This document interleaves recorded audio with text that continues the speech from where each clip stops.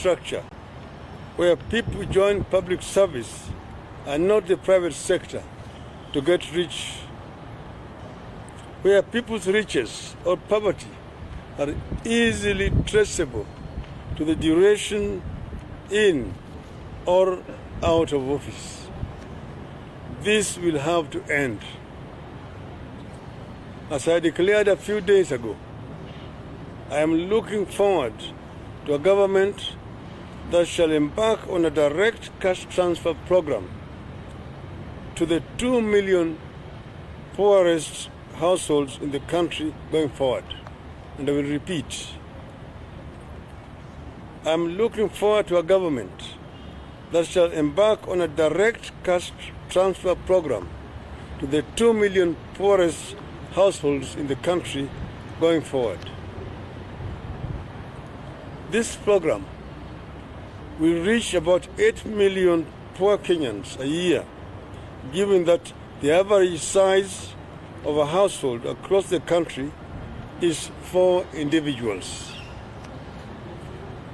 This initiative will integrate the current social protection program, on which we already spend 38 billion Kenya shillings.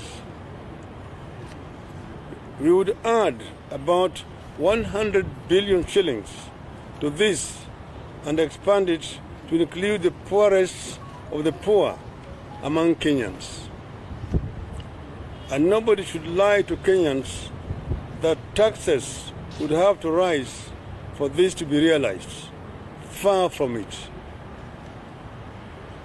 This shall be done with resources redirected from a range of ministries that will initially take a 25% cut in their budgets. The budget cuts will be followed by an even wider rationalization aimed at transferring government services to the poor and towards assisting the private sector, SMEs in particular, to grow and to prosper. Cash transfers will be aimed at providing immediate relief to millions of Kenyans, but they will not be the ends into themselves.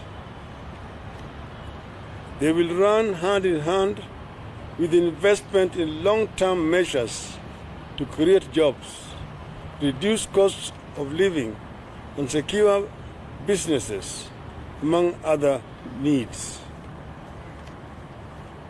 We will be disclosing those measures in due course. But going forward, we intend to make social welfare a critical and urgent policy agenda in the country with the aim of restructuring and strengthening those in place while coming up with new ones. All this will be accompanied by an aggressive anti-corruption campaign that would not only save money, but also yield additional resources to be directed at protecting the poor. The figures may vary, but we are in agreement that the government is losing billions of shillings every year. We have been told Kenya is losing a third of its budget, the equivalent of about 6 billion US dollars, or Kenya shillings 600 billion, to corruption every year. We have also been told the country loses 2 billion shillings every day. I don't need to emphasize what this money can do, but I can emphasize that the losses can and will be stopped. The end game with all these processes shall be to create a government that cares, accounts, and caters in the word and deed for every single citizen, rich or poor, young or old, man or woman. We believe strongly that no single human being in our midst can or should be wasted or neglected if we are to create a great and prosperous nation. We believe Kenyans deserve a power structure and mindset that puts people first and politics last. We will make it happen by taking these first small steps. End of the statement. I think that was the statement. And maybe before you ask any questions, I have with me here some of our experts here. One of them, Professor Wanyande, who will make some remarks. And then we'll be followed by Mr. Ken Oget. Thank you very much. What I want to add is this, that the statement that has been read contains a proper diagnosis of the challenges facing this country, which challenges must be addressed if we want to solve the problems of the majority of Kenyans. The diagnosis touches on at least three things. One is on governance, the management of our public affairs in this country. That has been a challenge for a very long time. But that challenge is attributed to a number of things, one of which is also contained in the statement, and that is the quality of our leadership. Unfortunately, in this country, and indeed in this part of the world, we have a tendency to give very little attention to the quality of leadership, particularly political leadership. Yet, that is so key in terms of influencing the nature of governance. And the statement we have had today does indeed address the issue of quality of leadership. We want a leadership in this country that focuses on the people. We want a leadership in this country that is committed to the interests of our people. We want a leadership that governs with a conscience, a leadership that respects values as espoused in Article 10 of the Constitution of Kenya. That has been lacking. Instead, we have had in this country, ladies and gentlemen, what we might call today opportunistic leaders. Leaders who are able to manipulate the population, particularly the poor, and then turn around and say they want to help the poor. The very poor people that they are happy to manipulate. So we are saying that going forward, and this comes from that statement, going forward we want leaders who will govern with a conscience, who will respect the poor, who will respect each and every Kenyan, because every Kenyan matters.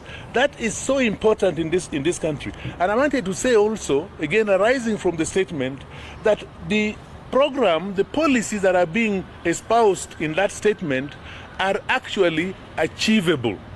They are achievable because they are based on careful analysis of the figures that is provided to this country by the Kenya National Bureau of Statistics, so that you work on the basis of facts, not on the basis of opinion.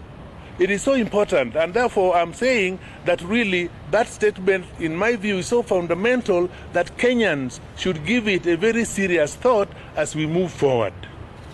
I will now call upon my friend and colleague to say one or two things.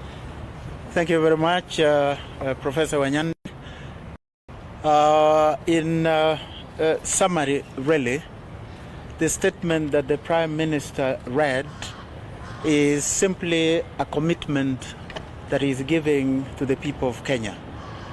It is a pledge It's a vow that he's making before the country that he will work towards dignifying and transforming the lives of the ordinary Kenyans. And this commitment is based on a simple fact, which I can loosely call the present truth. It is true, friends from the media, that there are many Kenyans who sleep without food. There are many Kenyans who don't have a roof over their shoulders. There are many Kenyans who don't have access to functional health care. There are many Kenyans who simply don't have access to a quality education. To achieve this, then, he is making a very clear statement in very clear commitment in the statement that he read, that he wants to come up with people-based, people-focused, and people-oriented policies that will dignify and transform the lives of ordinary Kenyans. How to do this in a very general way is that we have to change the way our politics has worked. Previously, we have had a situation and a structure that overemphasizes politics. We have got a situation and a structure that really takes the people to government. The Prime Minister has indicated that he wants to change that and focus first and foremost on the people, on the ordinary Kenyans. He wants to put a structure in place that will create an economic environment that will enable him to directly serve the people of Kenya. And then that economic structure will be supported by a functional governance structure. So in summary, it is people first, people second, and people third. Thank you very much.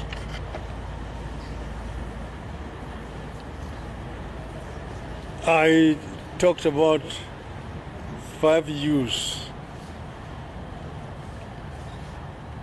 Utu, undugu, umoja, usawa, and uzalishaji. Those are the 5 U's that we want. That is summarizes the kind of society that we want to create going forward. Yeah, question by the Prime Minister. My name is Kenna from People Daily. There is concern that the 6,000 might create a dependence syndrome whereby people will not find the need to work out and plow their land, depend on that $6,000. And then the second question, the issue of the East African free trade and all that. We've seen that Uganda is complaining that we cannot allow their milk, and also we cannot allow their grains. When your government takes over, how shall we be able to handle it? It's cheaper to produce milk and maize in Uganda. What do you tell the farmers in Kitale? Thank you. Well, it is not really creating a dependency syndrome. What we are talking about here is something that has been done in other parts of the world. It's called a social welfare society, where you care for the very poor who cannot afford to be able to put food on the table. If you go to the UK, it is called the dole. And those very poor people who don't have shelter and who don't have food are catered for on a weekly basis. They go and collect this kind of money so that nobody is allowed to descend to inhuman conditions in terms of living. But it is not something that is permanent. As the society expands, as opportunities become more available, as people get into employment, of course it is basically written off. It's not something that people depend on permanently. But it is doable, and we are going to have the biggest social protection program on the continent of Africa. This is what I'm talking about. The issue of the East African open market. Of course, you see, there are certain issues that we must address seriously. The cost of production in our country, which is putting most of our businesses, out of business, because you find things like eggs and milk and maize and so on are more expensive here than they are in Uganda. Why? It's because of several factors. For example, in terms of products, the inputs, the cost of plowing, the cost of seeds, the cost of fertilizers, the cost of chemicals are probably too high here in this country. And those are the issues that we really need to address so that Kenya can become competitive. And also the cost of energy. As you know, that the cost of energy, very high cost of energy, is driving away several investors from this country.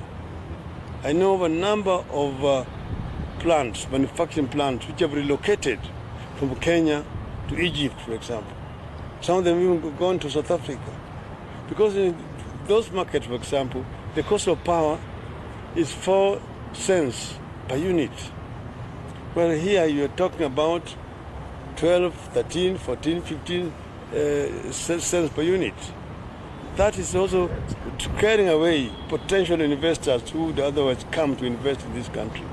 So those are the factors which we are going to address very seriously so that Kenya can become competitive in the markets. My name is Kennedy Murray from NTV. You've mentioned about 2 million families that are going to benefit from this. How are these families going to be chosen? Number two, you are one of the strongest defenders of devolution this time. Even in the Building Bridges initiative, you are speaking about how to strengthen devolution. How does this play into strengthening devolution when we are cutting money from ministries instead of taking to counties? We are going to benefit this. And is this program going to run in tandem with county government or a collaboration between the two? Well, first, the figures are not taken out of the blues. These are as a result of proper analysis of our situation. The demographic figures, experts have looked into this, and we know that about 2 million families are the most vulnerable, and that's why we are targeting them. In some part of the country, take for example in Turkana or in Mandera and those other places, you find the government is going for relief foods during drought periods. Instead of taking relief foods, if you give those people money, they'll be able to buy food themselves. So you do away with the relief food, and that amount of money will not go into this program. We have done very careful analysis on this matter, and we think that this will be the solution that is actually realizable. We are cutting certain amount of money from ministries, about 25%. But you see, what we have also done analysis, there's a lot of money which is remaining with ministries at the national level for functions which have themselves already been devolved. That money can go to this social protection program. But apart from that, there are the money services which need to be performed by the devolved governments, which are being held up here, and staff also being held up here. We want the national government to release those staff to go down to the county government, and the resources will follow them down there. We know that it is actually possible to devolve up to 35% without much problems. We know that more revenue will be coming when you plug those loopholes and deal with corruption. As you know, we are talking about just 150 billion shillings for this program. But 600 billion shillings is being lost to corruption on an annual basis. So if we plug those loopholes, there will be more than sufficient money to deal with this program. And we are determined, and we did it before. When we came into government in 2003, we found when the government was under collecting revenue on a budget of 500 billion, they were only collecting about 200 billion, and they were depending on donors for 300 billion. We changed that, and within 1 year, we had jumped from 200 billion to 500. It went to 750 budget, to 900 billion, and eventually we reached $1 trillion. And also the rate of growth changed from negative to +2 to +5. In the fourth year, we had reached +7% rate of growth. And we actually had planned to go to double digits. And I'm certain we would have reached double digits if the event of 2007, 2008 had not interrupted this. So what we are saying is that we want to not to confine ourselves to single-digit growth.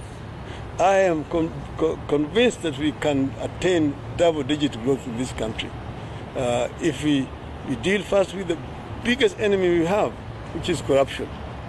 And I'm actually telling Kenyans that this corruption can be managed with the determination, and we will manage it. So my name is Emmanuel from KTNX.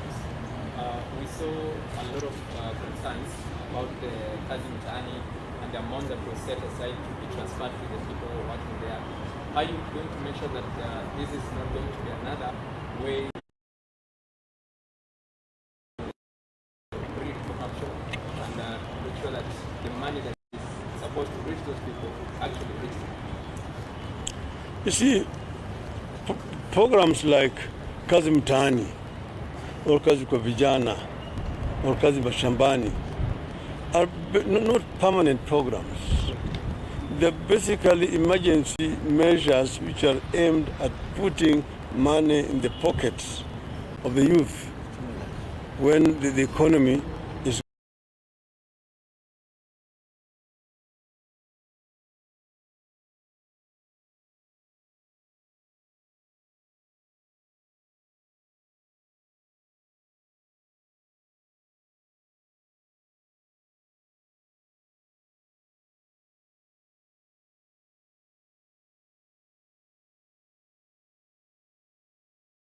with a very clear program.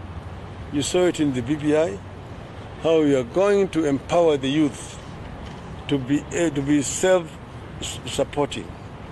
That we're going to create a fund through which the youth can borrow money and don't pay any interest until after 7 years when those enterprises have matured.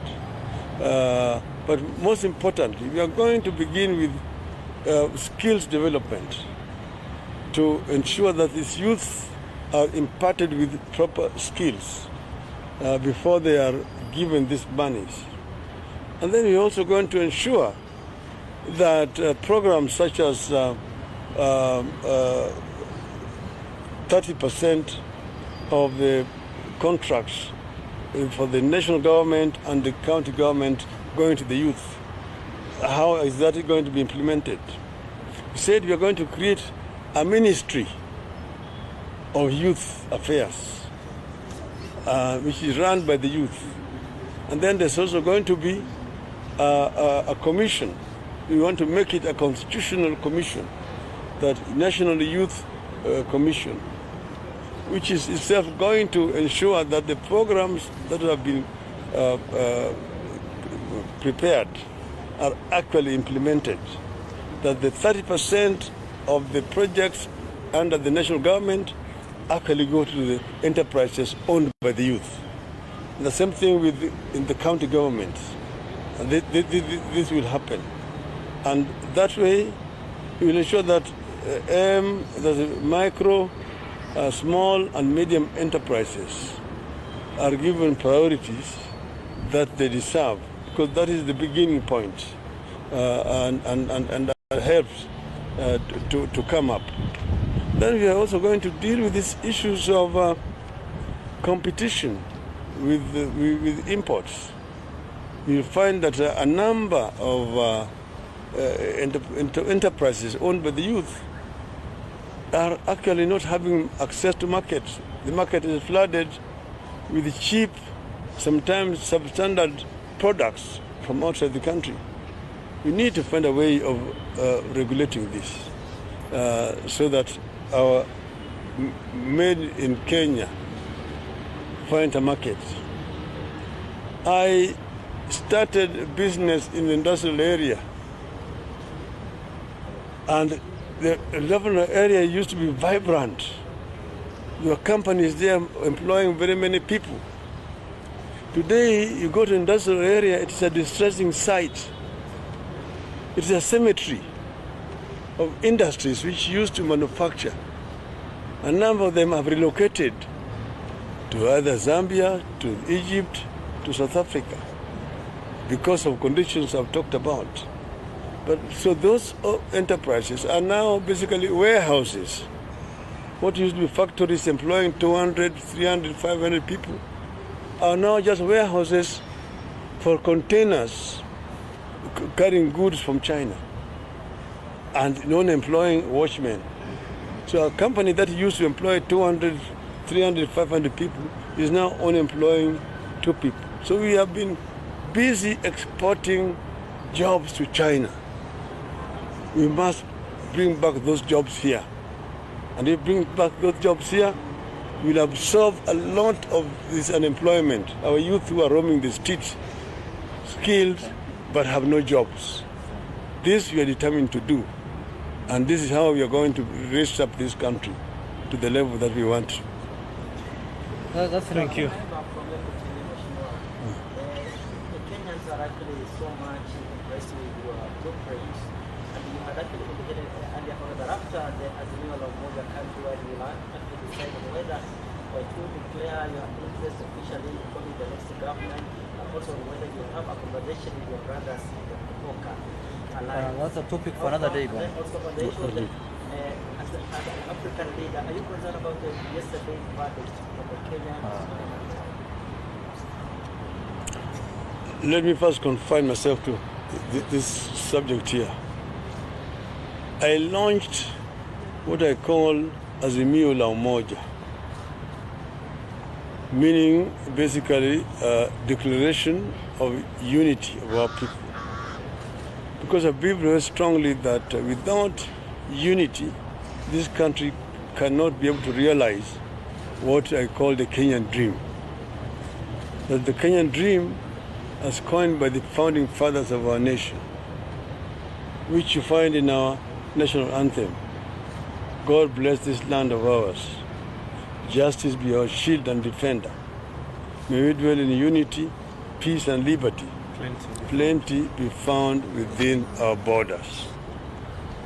That has eluded us for the last 57 years of our independence. In other words, first, justice has not been our shield and defender because we have not had a proper democratic rule in our society.